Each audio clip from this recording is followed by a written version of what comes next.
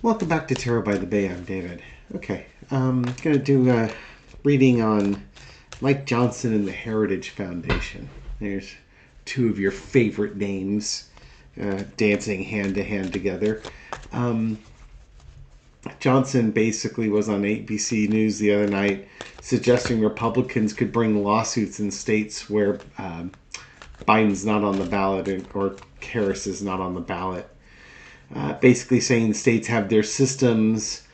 It's not possible simply just to switch out a candidate who's been chosen through the democratic process over a long period of time. So it would be wrong and I think unlawful in accordance to some of these state rules for a handful of people to go in a back room, switch it out because they don't like the candidate any longer. That's not how it's supposed to work. You know, in kind of a high level aspect, I understand what Mike Johnson is saying, would agree with him. I think we all would agree with him that if we voted in a primary for a candidate, that's who we voted for. But going the legal route, which David Becker, a CBS News law contributor, basically said Johnson's being, quote, misadvised on the viability of legal paths.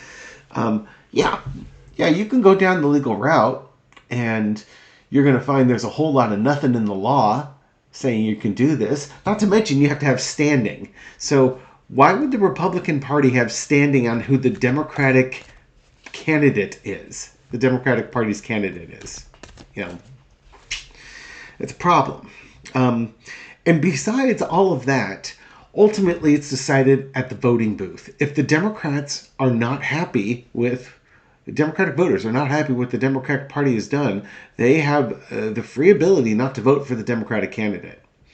And back when Hillary was running versus Bernie, certainly Russian propaganda and influence started a social media campaign through Cambridge Analytica, and this is all detailed out in the Mueller report, basically trying to voter suppress people. And they went after certain communities, young people and different communities trying to cause voter suppression. And one of the things was trying to disaffect Bernie Sanders supporters, saying that the process was rigged for Hillary Clinton, and your protest vote was to not vote for Hillary Clinton in the general election, which again, one of those things that helped Donald Trump get elected. So the voters get to decide. But Mike Johnson and the Heritage Foundation, they're planning on bringing lawsuits. Again, they don't have standing. There's nothing in the law that says that the Democratic Party has to do what they claim the Democratic Party has to do. It's just not there. So even if they lose all these cases and get it to the Supreme Court, what's the Supreme Court going to say? Oh yeah, what's going to help Donald Trump? Oh yeah, putting Joe Biden back in there. And then all of a sudden, all these posts, all these hate posts I got, I don't have that many. There's some people that are frustrated that none of the intuitives saw Joe Biden dropping out. Well, maybe the Supreme Court forces Joe Biden to be back in again. It's not going to happen. But I want to read on Mike Johnson and the Heritage Foundation just to get the energy around them, because there's this general flavor of panic with a dusting of fear that's permeating through all circles on the right. Trump is rage posting on social media that the Democrats have to give him a refund for all his attack ads against Joe Biden because Biden's not the candidate anymore. And as more than one person has posted in the comments, nothing brings a greater tear of joy to their eye than think of all those boxes of F Joe Biden and Let's Go Brandon flags, t-shirts, and baseball caps sitting in warehouses being unable to be sold at this point. Entertainment purposes only. Come on down. What's going on with the Republican Party? Mike Johnson. Let's just start with Mike Johnson. He's a creepy little one. What's going on with Mike Johnson with regards to all this? Why is Mike Johnson having such a freak out?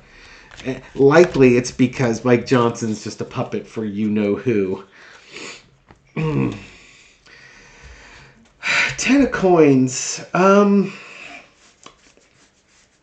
DNA, lineage, heritage, lots of big money from top to bottom. It's okay. So I think one of the biggest things that's concerning him right now is the fact that Kamala Harris just raised like $100 million overnight. Oh, by the way, I did my little quickie yesterday on Elon Musk, in the pledge, and I was getting some weird cards, and basically like, yeah, I don't think he's going to pledge that much. Somebody pointed out today that Elon Musk recently went on social media and said, I never pledged that money.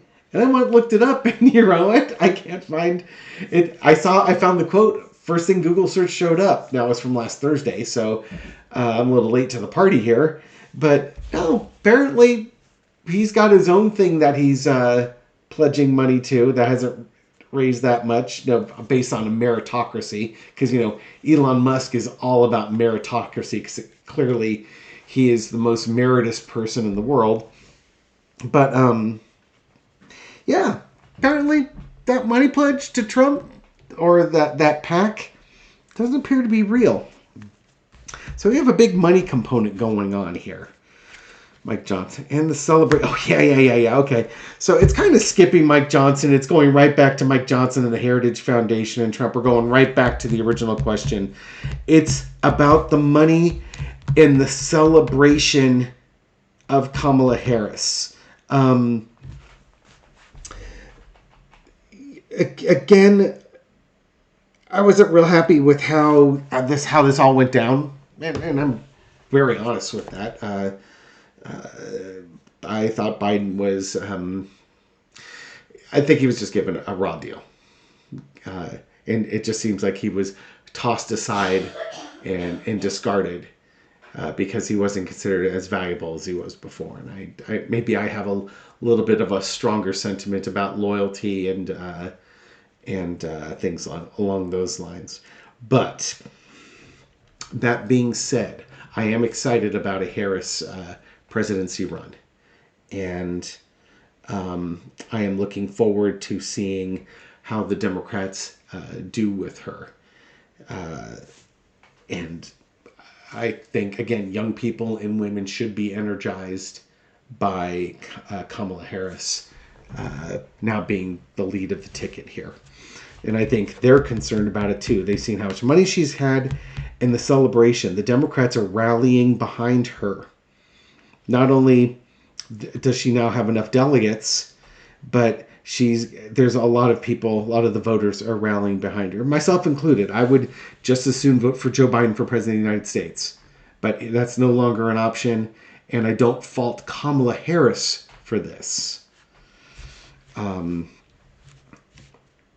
And now, all the plans in the future that the Republicans had, which are going to be solely based on beating Joe Biden, those things aren't viable anymore. They have to come up with new plans, and they've got about 3.5 months to do it. And laughing Kamala Harris t-shirts, I don't think are going to be the big ticket sellers that, or the flex that Donald Trump and the GOP think that it's going to be. So again, question is, Mike Johnson, Heritage Foundation, Trump, Republicans, what's the energy going on around them? In the past, Three of Coins, they had their plans. They had everything ready to go. They had their money was fairly set. They had raised some money, maybe made some lies apparently about Elon Musk donating money, but they had their plans set, and the plans that they had set relied on Joe Biden being the presidential nominee. That's a really, really reasonable, safe assumption.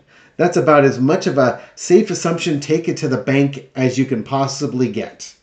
But it's no longer a valid assumption. Turned on its ear.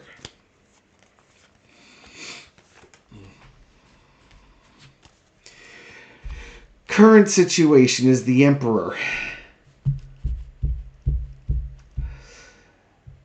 Oh, so many ways to go through this. The first thing that came to mind, though, was Joe Biden.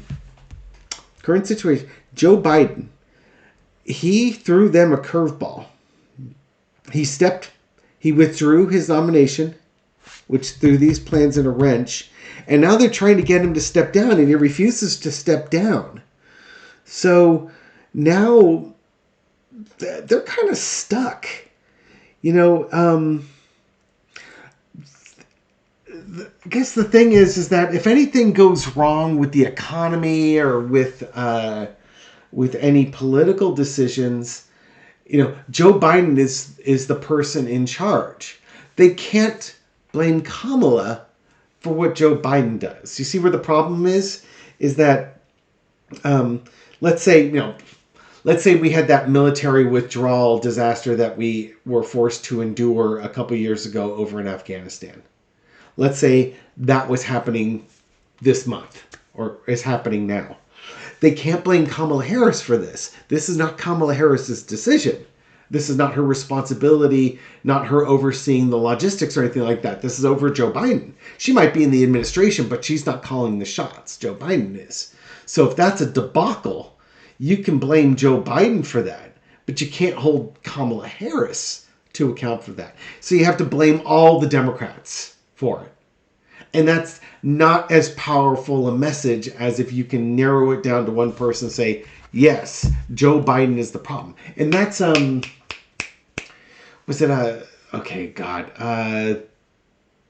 I was listening to Brian Tyler Cohen. Sorry. On these days where I'm not working, I have an opportunity to listen to a lot of stuff. And I can't always get the references cited properly. That one of the problems that they were running into is that they had identified as Biden being the problem, whoever they is. And you don't want to be the problem. And this was going back, they were talking about Hillary was the problem, which is why she ran into problems with the election, because Hillary was considered to be the problem. In 2020, I'm paraphrasing to what the thing I was listening to. They were comparing Trump and Biden. And with everything going on in the pandemic and the lack and the poor responses and everything like that, Trump was the problem, therefore Biden got elected. In 2024, the Republicans were making Joe Biden, his age and his gaffes as the problem. With Biden dropping out, the problem is now Donald Trump, because the person screwing things up and making the gaffes is now Donald Trump, not Kamala Harris. So now it's like tag, you're it. And Donald Trump is now it. And there's only a couple of months left before the election. And it's going to be very difficult for him to, get rid of the it tag and force it onto Kamala Harris. So coming back down to this, one of my rambling about the Emperor card here. This is Joe Biden. Joe Biden made a political play this is why he's not stepping down. First off, he's still capable of doing the job. He's been doing it for 3.5 years. He can do it for another 3.5 months. He's still capable of doing the job. But anything that goes wrong in the administration now goes on Joe Biden, doesn't go on Kamala Harris. And that messes with the GOP because their attack ads get watered down. Overarching energy is the Queen of Pentacles. In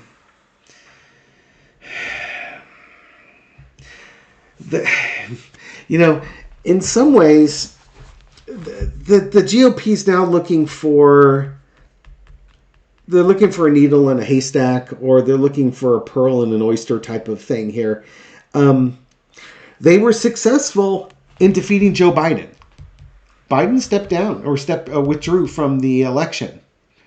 But in the end, the Democrats are protecting. They're protecting the administration, they're protecting their candidate, and they're protecting Joe Biden. And remember, Pentacles are also about health, too. So the other thing you have to worry about is Trump's health. That's going on. Oh, that was also another interesting thing. Thank you, Cynthia Davis, for mentioning this. I did watch a quick little Texas Paul video today, and he commented about how much Trump was bleeding from his ear. Now, I know head wounds cause a lot of bleeding, but Texas Paul was discussing a boxing event, which I thought about when I thought about the ear damage, but didn't reference it, and I don't believe in my video, where a chunk of a boxer's ear was removed due to an unfortunate and totally avoidable incident involving overly aggressive acts in a boxing match. But it didn't bleed as much as this. And his supposition is that Trump is on blood thinners, either due to heart issues or stroke type issues. And that would cause a lot of bleeding because it's not going to coagulate quickly.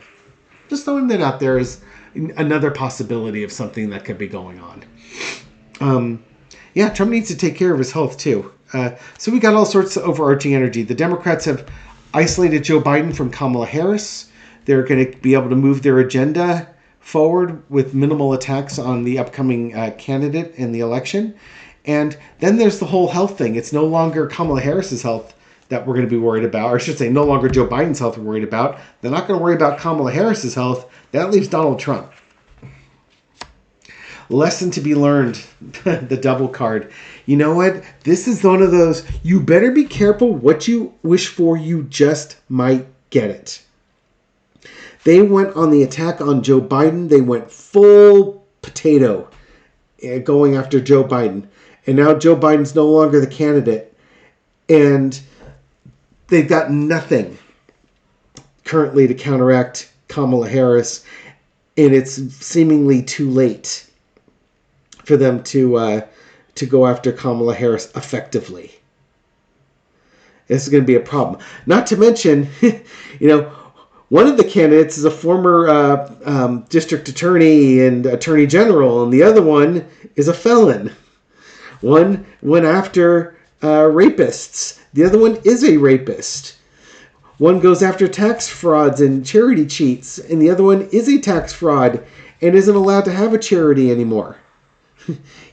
Party of law and order and all that. One's old, doddering, and can't string together a couple sentences coherently. The other's young and sharp as a tack. You're stuck with Donnie, boy. You had your convention first. You get Donald Trump first. So now they have to go out there and they have to go out with as much messaging as they possibly can to try and muddy the waters about her. Basically, what did they say? Whoop dog hollers or something like that. They don't know what to do. So they're just going to scream and wave their arms around and claim it's not fair and stuff like that. And that isn't to cause confusion amongst Democrats. It's going to cause very little, if any, confusion amongst independent voters. What it's meant to do is kind of make the Trump voters feel better. You know what I mean? Because it makes it look like they're doing something. And you Mel Brooks fans from Blazing Saddles, it's a room full of politicians going harumph, harumph, harumph.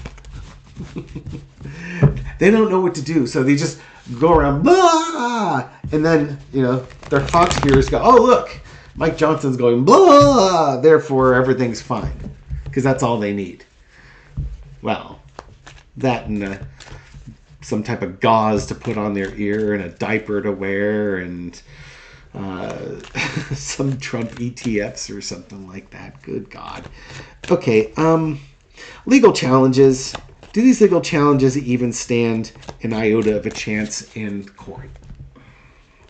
For Carter, it doesn't require much more than that, I don't believe. Justice card. Maybe I'll do a bigger one. If that's going to be my foundation, let's give it the justice it deserves. King of Wands. Okay, so we're talking about the Justice Department and strong actions being taken. Yeah, it would be funny if this thing goes to the Supreme Court here. And here's the messaging, because that's what they're threatening. Oh, we're going to sue.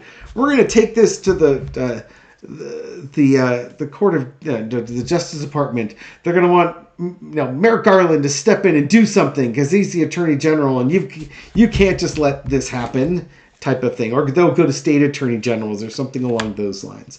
They're looking for a way out. They're in trouble and they know it, and they're looking for an out.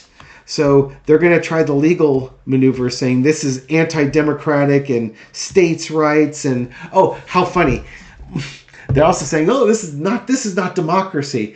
I forget who the first person that just said, just you look at him straight in the eye and say, oh, I thought we were a constitutional republic, or, you know, I didn't think we were a democracy. We're a constitutional republic, right? So it's okay. We watch him go, don't you use our words against us. Overall, there's the emperor card again. Okay, so they're trying to take this on here. But again, I think Biden's played him.